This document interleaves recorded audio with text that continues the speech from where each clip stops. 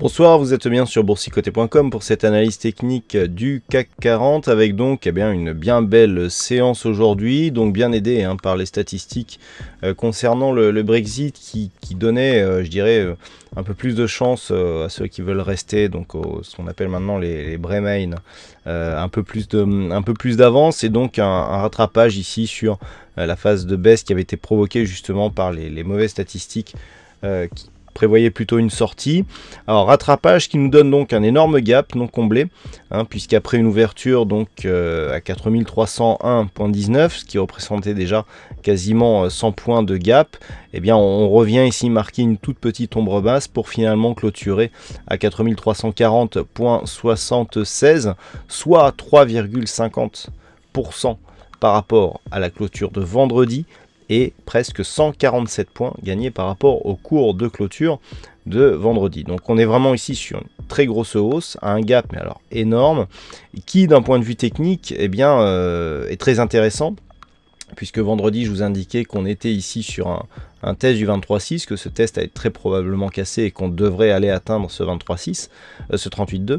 Le 38,2 il a été sauté, on a directement ici testé la zone 50-61,8 et voyez comment d'un point de vue technique on est resté ici entre ces deux retracements de Fibonacci, entre le 50 et le 61,8%.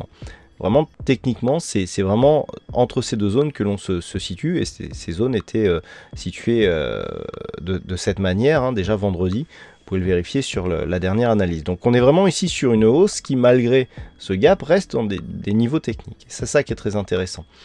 Du point de vue des indicateurs, alors on confirme le signal haussier que nous avons eu sur le RSI, je vais y revenir. Le stochastique est en train de lancer lui aussi un signal haussier, confirmé par le MACD, qui alors pour une fois avait un petit peu de retard, puisque regardez le premier histogramme ici, vert, apparaît sur cette bougie. Donc ici on considère qu'on devait jouer le signal à partir de cette clôture, on l'aurait eu à l'ouverture ici, donc c'est pas du tout la même chose, et les volumes sont toujours légèrement supérieurs à la moyenne. Donc là, du point de vue des indicateurs, on a vraiment une bonne conjonction d'indicateurs qui nous indique que la hausse peut se poursuivre. Regardez cette sortie du RSI. Les sorties du RSI de la zone de surachat-survente sont en général des très bons signaux. Et là, c'était le cas, puisque en fait ici, sur cette bougie, on était donc avec un RSI à 27,85. La sortie du RSI de la zone 30, ici, on est à 32,70. Donc c'est la clôture de cette bougie. Si après la clôture de cette bougie, on se place donc pour jouer le retournement du RSI, on prend à l'ouverture de cette bougie ici et on joue la hausse. Et là, c'est vraiment, là c'est jackpot. C'est bon, c'est pas tout le temps comme ça, mais voilà le genre de signal que l'on peut avoir avec cet indicateur qui, les sorties de zone extrême, en général, donnent de très bons signaux. Le problème, c'est qu'on n'en a pas beaucoup, surtout en daily. Donc là, on a vraiment un signal qui est bien confirmé. On revient ici vers les moyennes mobiles. Et c'est justement ces moyennes mobiles, plus le fait que l'on soit dans la zone 50-61,8, qui vont légèrement tempérer mon jugement. Je m'explique. On est ici sur une phase où on alterne les contacts bol supérieur, bol inférieur, bol supérieur, bol inférieur. Donc là, vous allez me dire, d'un point de vue moyen terme, il y a une prédominance baissière tout de même, parce que les points hauts et points bas sont toujours inférieurs aux précédents. Et on est quasiment sur un biais neutre, c'est-à-dire que la tendance est légère et qu'elle n'est pas confirmée. Là, le problème, c'est qu'on a un accès baissier qui est beaucoup plus fort que les contacts précédents. Vous voyez comment les contacts ici sont peu agressifs par rapport à la bande de Bollinger. Là, on a une bougie qui sort presque entièrement de la bande de Bollinger. On a deux attaques et ensuite on remonte, et là, on revient marquer ici un contact avec la moyenne mobile 20 exponentielle après un fort gap. Donc là, on est vraiment dans une zone où tout peut se jouer. On a donc ce contact moyenne mobile 20 exponentielle. On a ici un contact avec le 61,8. 61,8, c'est le dernier retracement qui confirme, je dirais, la dynamique. À savoir que là, on a une dynamique baissière qui est forte. Le fait que l'on revienne ici sur le 61,8, on est toujours dans une tendance baissière.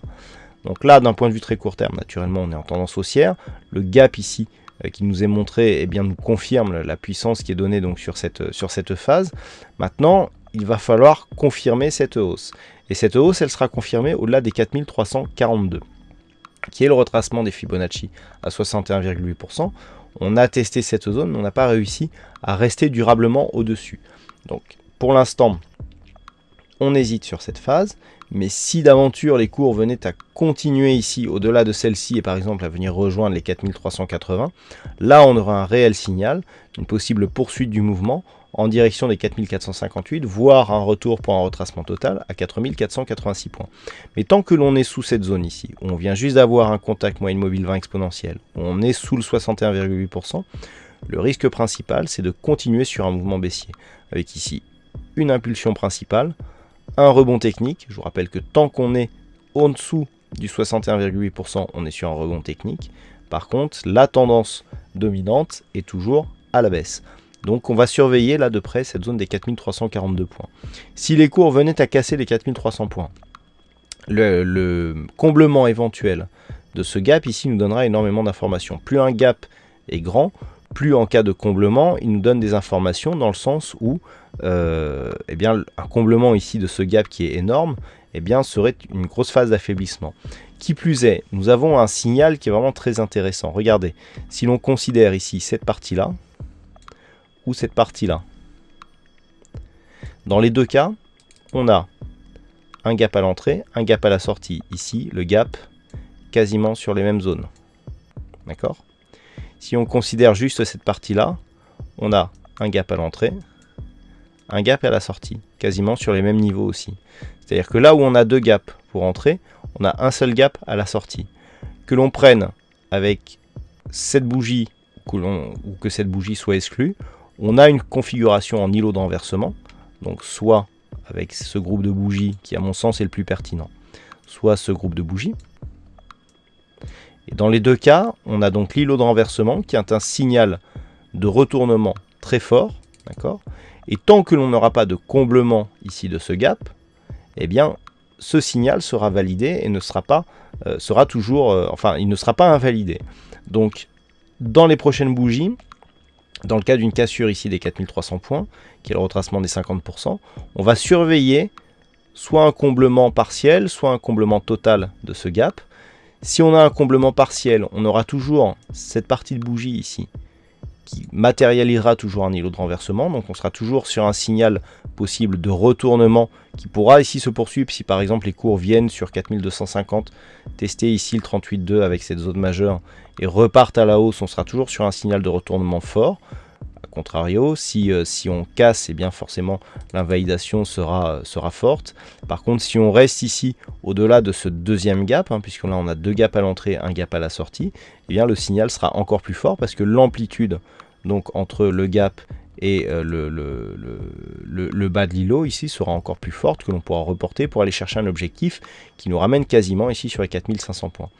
Donc on va surveiller ce premier gap, 2 en cas de comblement, eh bien les cours, le comportement des cours sur ici cette zone des 4250-53 points, et 3 éventuellement un comblement de ce deuxième gap, puisque là on est toujours ici sur une partie de gap qui n'est qui n'est pas tout à fait comblée. Donc on a ici une zone technique à l'intérieur de ce gap qui a été ouvert aujourd'hui par rapport à vendredi, qui est techniquement qui va nous apporter beaucoup de renseignements. Voilà, j'espère que mes explications ont été assez claires. De toute façon, bon, ça serait étonnant que, vu la volatilité actuelle, il ne faut préjuger de rien, mais on pourrait avoir des surprises encore, parce que les statistiques qui sont données donnent quand même des scores relativement proches. Et personnellement, je pense que plus on va se rapprocher du jeudi 23, plus la volatilité risque d'être forte. Donc je renouvelle mes conseils de prudence que je vous ai fait vendredi. On est dans une période à fort risque, à risque de forte volatilité. Donc rabaissez vos expositions, élargissez vos stops pour ne pas augmenter votre risque. Donc le fait d'élargir son stop et de rabaisser son exposition vous adapte au marché avec un risque constant. Et faites attention parce que les mouvements là peuvent vraiment se produire d'une manière très rapide et peuvent surprendre énormément d'investisseurs. Énormément d'investisseurs d'ailleurs restent hors marché en attendant donc justement les résultats du Brexit. Voilà donc pour cette analyse technique du CAC 40. Alors aujourd'hui il y avait un fixing, c'est Sozer qui avec un très beau fixing gagne sur cette session. Quant aux statistiques, elles sont assez partagées. Alors autant on avait une conviction plutôt baissière pour aujourd'hui, qui a été invalidée, autant pour la prochaine bougie c'est assez partagé puisqu'on est à 51% de probabilité baissière donc pour la prochaine bougie. Donc voilà, c'est pas très, on va dire que c'est quasiment aléatoire. Par contre, pour les prochains jours, on est plutôt ici sur une statistique haussière avec sur le long terme eh bien, des probabilités qui sont plutôt orientées à la hausse, donc en tout cas sur les 5 prochains jours. Voilà donc pour cette analyse technique du CAC 40. Passez une bonne soirée, bonne chance dans vos prochains trades. On se retrouve dès demain pour d'autres analyses techniques sur le site boursicoté.com.